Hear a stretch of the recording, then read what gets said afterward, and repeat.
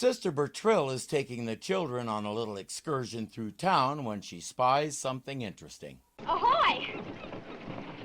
Well, ahoy there. I'm Captain Otis Barnaby, master and owner of this vessel. You're the skipper of that crew? Yes, I'm Sister Bertrille, and these are the children of the Convent San Tanco. Would you like to come aboard? The kids have never seen a real sailing boat up close, so of course they'd like to come aboard. But our old salt has an ulterior motive in mind. Well, I think we would, except you look like you've a lot of work to do. That's why I'm going to Shanghai the lot of you. Come on, shipmates, come aboard here. That's it, take it easy now, but don't you fall in the water. That's the way. He puts the kids to work, painting, cleaning, and otherwise making the boat pretty again. Sister Bertrille will help mend the sails. Great crew you got there, sister. I think so. What's the name of your boat, Captain? Well, I ain't named her yet. She sailed in the name of the Pelican. That's a little tip of the hat to the book that inspired this series. It was called The 15th Pelican. Until I bought her 3 weeks ago. I aim to rechristen her as soon as I've turned her back into a lady. And then what? Then I sail to Miami. She's not convinced this boat of his will make it to Miami even after he's fixed it up. Miami, Florida? No, Miami, New Mexico. He's found a way to get his boat into this little stream here and decided it's close enough. Captain, you're going to sail over 1,000 miles in this little boat? Sister, sometimes you have to aim for the stars. Captain, they may be easier to reach than Miami. Not if you're Captain Otis Barnaby, and you've sailed around the Horn more times than you can remember. You don't tell a sailing man that his vessel isn't seaworthy. It's a bit impolite. She didn't know that, so he's cutting her a lot of slack. There's nothing like it. You're all alone, master of your own destiny, free as a cloud, and the wind and the spray blowing in your face, and the smell of the sea in your nostrils. You feel like a bird, skimming over the waves, soaring through the sky, away from everything. You know, just thinking about it makes your blood stir and your pulses pound. I know the feeling. You know something, sister? I believe you do. If he only knew how well she knows that feeling. And at that moment, Captain Barnaby and Sister Bertrille realized they were kindred spirits. A kindred spirit is a wonderful thing. I had one a few years ago, and I still miss the camaraderie.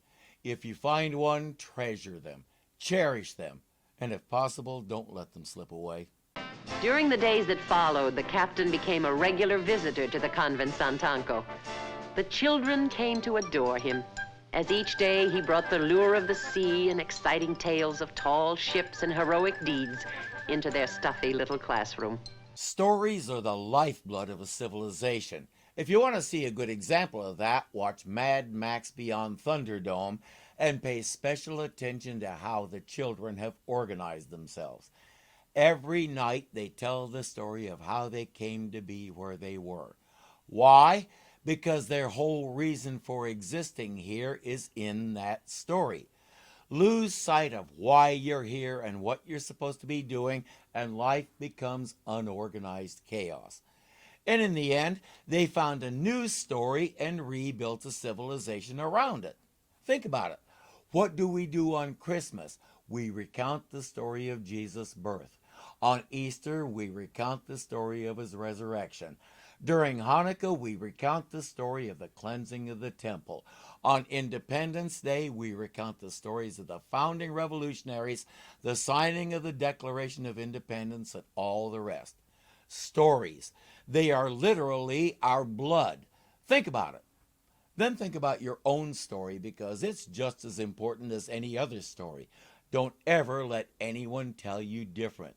Your story matters too. Captain Barnaby, what are you doing here so early? Oh, I'm installing a radio. Radio? Sure. Made it myself. This way, I'll be able to talk to you and the children during the voyage. He's also put up a nautical chart on the wall so she and the children can follow his course as he sails. Is this going to be your only contact with land? It's the only contact I want. Oh, but Captain... Sister, every sailor has a favorite port. Mine's the Convent San Tanco. Permission granted. Aye, aye, Captain. In that short time, he's come to love her and the children and everything about the convent. You can't blame him. It's hard to find people who will treat you as family that quickly. Speaking of family... Mr. Barnaby? Oh, yes. Sister, look, I don't believe in wasting time, so I'd like to get right to the point. The chances of my father successfully completing this voyage are, excuse me, 46,754 to 1. You worked it out? I'm a statistician. It's possible he takes his work a little too seriously. That's Conrad Barnaby, Captain Otis's son. He has something important to tell Sister Bertrille. Sister, my father hadn't even seen the ocean until 6 weeks ago. What? He spent all of his life in Lincoln, Nebraska as an insurance salesman. So when he said the kids were the best crew he ever had, he neglected to mention they're also the only crew he's ever had. All those stories he was telling, if he pulled them out of his imagination, he should be writing novels because he knows how to spin a good tale. Why'd you lie to us, Captain Barnaby? Well, they weren't mean lies, were they, gal? No, not mean. Just hard to understand. Well, when you've had a dream a long time, you start to believe it's true. And all my life, I dreamed of being captain of a sailing ship. So you settled for being an insurance salesman?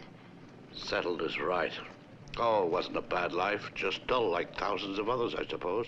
And that's cool. He's done all he could to prepare himself. He's read books. He's taken courses in things like navigation. He's not exactly going into this blind. He's weighed the risks against the potential rewards and decided it's worth it. Well, what about your son? Yes, what about my son? You know that boy has a life plan? Life plan? Sure, he has a chart up on the wall. Graduate school at a certain date. Make vice president at a certain date. Get married at 35. Have 3.7 children, I guess. I had one of those once upon a time for about 2 hours. Then something happened and it all changed and the plan went into the recycling bin. Even with all the ups and downs, I find life a lot more interesting without the detailed plan. I'm a Bible scholar by training, worked as a computer geek for 14 years, started doing this on a whim, something I never even thought about, and look where I am now. Have a plan, sure, but be ready to grab a new opportunity and run with it when life hands it to you. That's essentially what Captain Otis is doing. He's wanted to do this all his life. The chance presented itself in the form of a boat he could afford, and here he is. And has he kept to his plan? Of course. When he first came here, he met this girl called Maria. I had hopes that he'd marry her and scuttle the whole shebang. But he even resisted that temptation. You might say my son loves wisely, but not too well. His problem? She's a widow with 4 children. That's a major disruption of the plan. It's not logical for him to marry her. You see, Conrad believes in logic, sister. It sounds like he fangushes over Mr. Spock a little too much. Captain Otis says, I used to be logical, but now I've outgrown it. It's time to live, not just exist. But why take such a dangerous voyage? Sister, I'm 68 years old. Got your back right here, my man. Next birthday will both be the naughty numbers, so let's enjoy 68 as long as we can. And I've never done anything that I could point to with any pride. Worse still, I haven't even tried. I just lived with a dream that finally went cold. Now, I've got one last chance to rekindle that dream. And if I don't do it, I'm not going to be much good for anything. I get what he's saying. For me, it's music. I've spent my life playing music for worship services in churches of various shapes, sizes, and horsepowers. I've only ever been paid for playing once. It was a small wedding, and I got paid $25. I'd like to be a working musician before my time is up. It's coming along, but I want it now.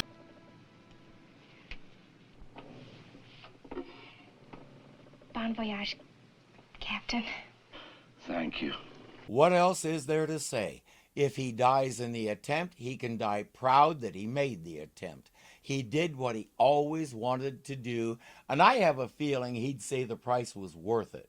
Now, if it's me, I'm not going to have my very first trip be 1,000 miles across the Caribbean.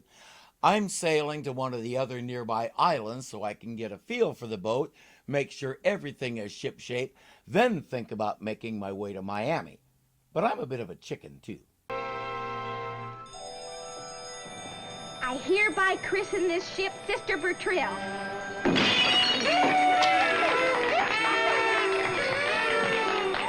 What did you think he was going to name her? The Leakin' Lena? That's already been done.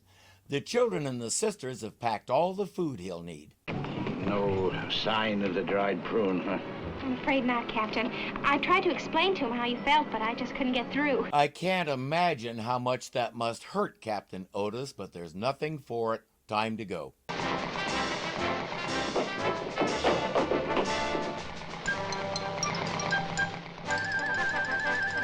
Well done, Conrad. I think your dad understands. And you know something? He loves you, even if he did call you a dried prune.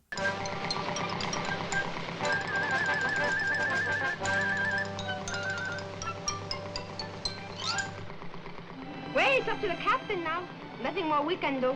Except pray for fair weather.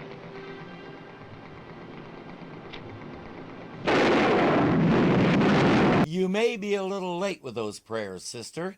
That there is what we call a tropical storm. Those things have a funny quirk about them. They don't seem to like humans.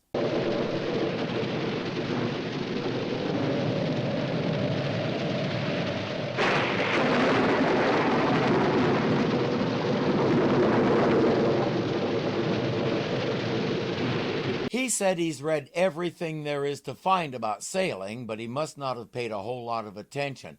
In a storm like that, I'm pretty sure it's SOP to take down the sails so the wind doesn't tear it to pieces.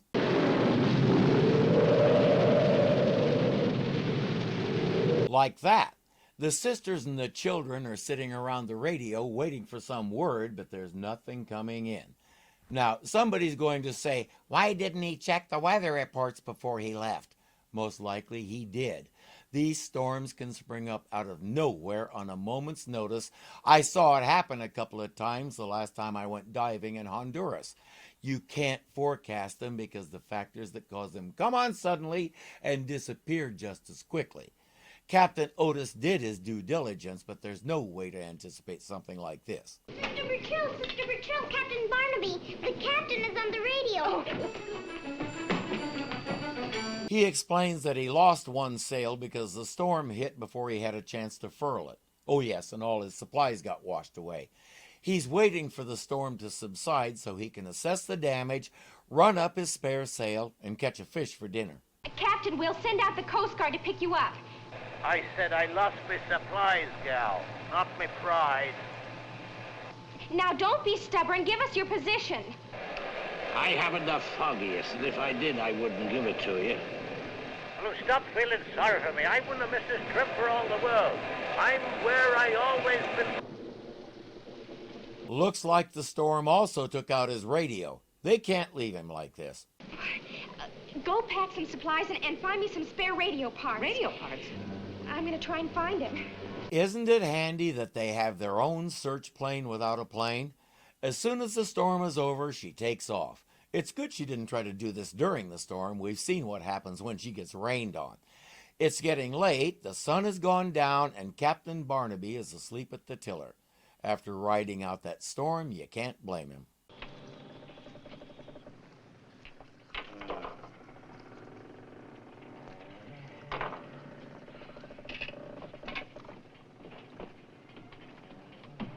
They have no way of knowing what parts went out on his radio, so she brought every vacuum tube the convent could find. Something is bound to work, they hope.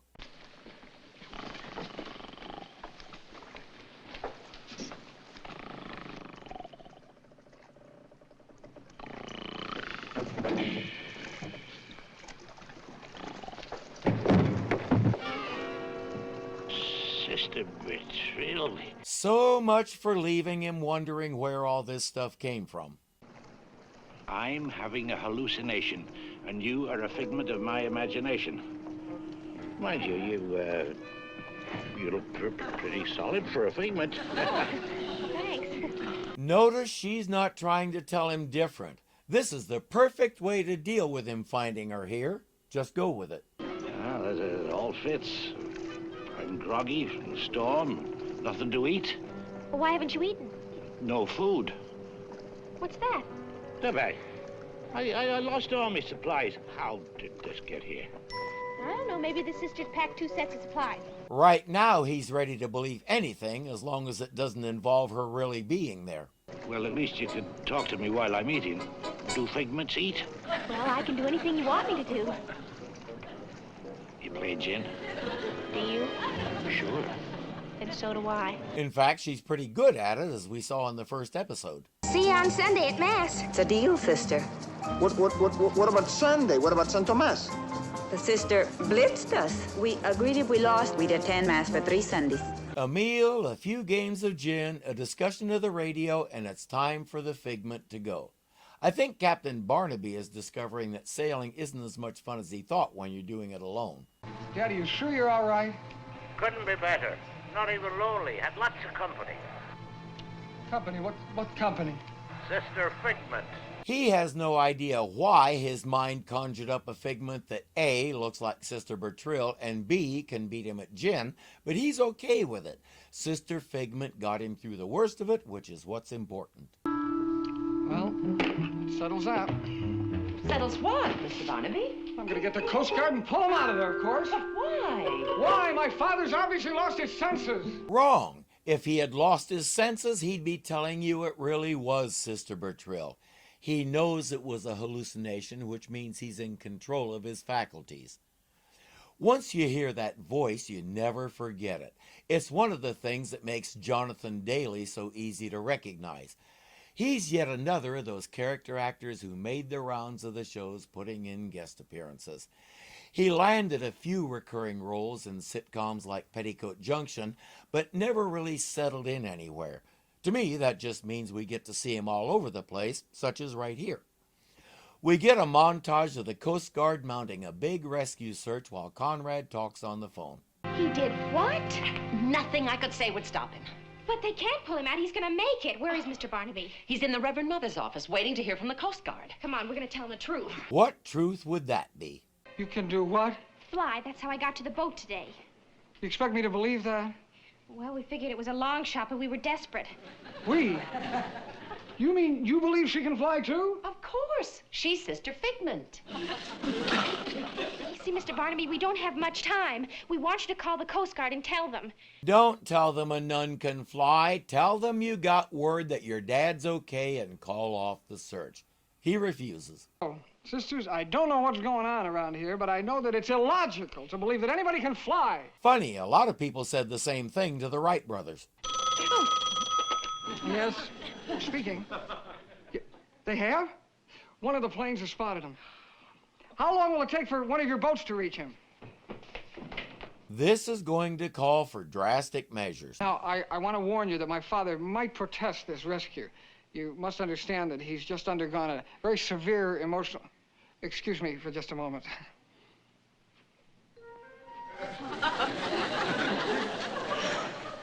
She really can fly. Seeing is believing. The search is called off, and Conrad may have found a new way of seeing life. There I was, 10 miles out of Miami with a fair wind and smooth sailing ahead. But suddenly, the sea erupts like a volcano. And Captain Otis does tell a good story. Of course, he's J. Pat O'Malley. We expect nothing less. I've talked about him before, and it's always a delight to see him in action. Dad telling stories again? You don't mind? No, why should I? Some of this one's true. Besides, I guess he's entitled to tell him whatever he wants. They're his grandchildren. His grandchildren? I became the father of 4 2 weeks ago when I married Maria. It's not logical, but not everything in life is. My hand, it was crippled for 30 years, and then one day it was just okay. God healed my hand. Watching my non-religious friends try to explain it logically always makes me laugh. There's no logic behind this. There's no natural, logical explanation. It happened. It's the same with a lot of things. I thought I knew the girl I was in love with and was going to marry. It's not a popular name today, but her name was Karen. And when I married the girl who suddenly, illogically popped into my life and stole my heart, Karen sang at our wedding. Conrad thought it was illogical to marry a widow with children because it didn't fit his life plan. But love is rarely logical, if it ever is. He's been the kink's well-respected man about town doing the best thing so conservatively for so long, he forgot that life isn't a chess game. When Maria came along and upended the board, he wasn't sure what to do. It took his dad doing something he thought was insane to break through the shell he had built around himself. That's right, this episode was never about Captain Otis. He has his poop in a group. Conrad is the one who needed repairs, and as we know, fixing people is what Sister Bertrille does. And she's incredibly versatile. She can fix people by land, by air, or, as we just saw, by sea. Navy SEALs, eat your hearts out. If you enjoyed this, please click the like button to let me and YouTube know you want to see more. If you're not subscribed yet, punch me in the mask here and get signed up so you don't miss a thing, because something is always happening here at Irving Zoo. As always, thank you for watching, and I'll see you later.